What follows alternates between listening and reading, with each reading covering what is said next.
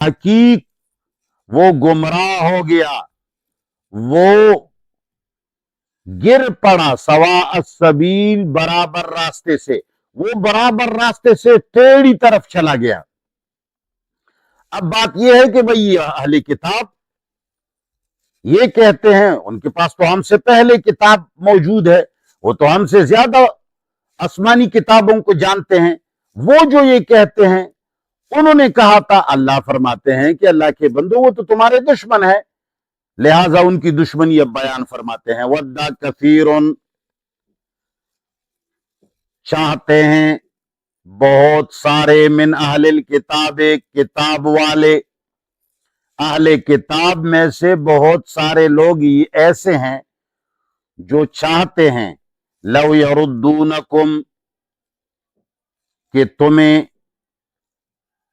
واپس کر دے، من بعد ایمانکم، تمہارے ایمان لانے کے بعد، کفارن، کفر کی طرف۔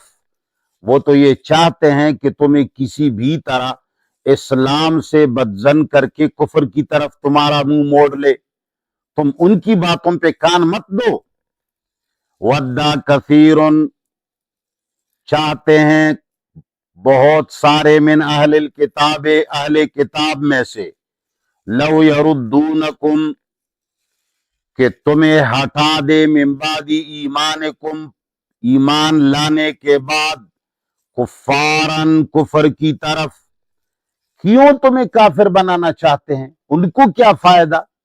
حسدن، از وجہ حسد کے، جو ان کے دلوں میں تمہارے خلاف پیدا ہوا ہے۔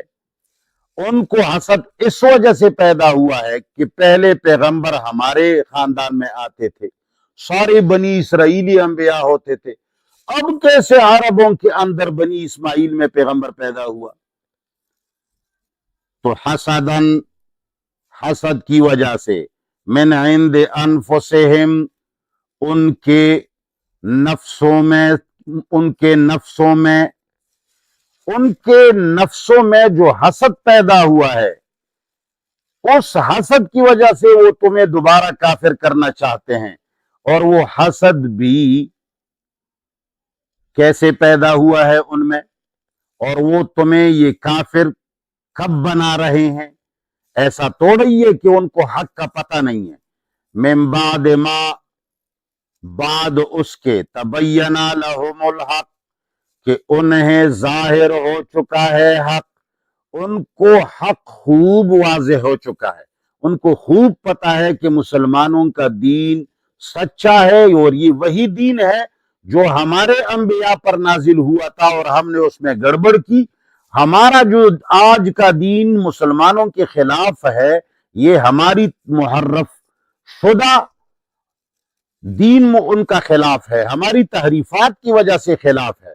لہذا حسدن، از وجہ حسد کے جو پیدا ہوا ہے، من عند انفسہم، ان کے نفسوں میں، من بعد ما، بعد اس کے، تبینہ لہم، جب ظاہر ہو چکا ہے ان کو، الحق کو حق، لہذا ان کو حق خوب معلوم ہو گیا ہے، اس کے باوجود وہ حسد کرتے ہیں۔ فاعفو، تو اللہ فرماتے ہیں درگزر کرو، وصفحو، اور منہ موڑو، یعنی مقصد یہ ہے توجہ نہیں دو، آئندہ اللہ تعالیٰ ان کے بارے میں کوئی فیصلہ فرما دے گا، پھر اس پر عمل کرو، اب ان کو چھوڑو۔ فاعفو، درگزر کرو، وصفحو، اور منہ موڑو ان کے سزا سے، حتی، اس وقت تک، یأتی اللہ بامرہ، جب لے آئے اللہ تعالی اپنا کوئی فیصلہ۔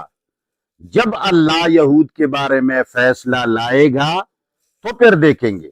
ان اللہ، یقیناً اللہ، علی کل شیء قدیر، ہر چیز پر قدرت رکھنے والا ہے۔ اب تم اپنے دین پر کیسے عمل کرو گے؟ ہر طرف سے تمہاری مخالفت ہو رہی ہے۔ اب اللہ فرماتے ہیں واقیموا الصلاۃ، تم صلاۃ قائم کرو۔ صلاۃ کا جو مفہوم اس امت نے صرف نماز تک محدود رکھا ہے، یہ انتہائی کمزوری ہے۔ सलात का मफहूम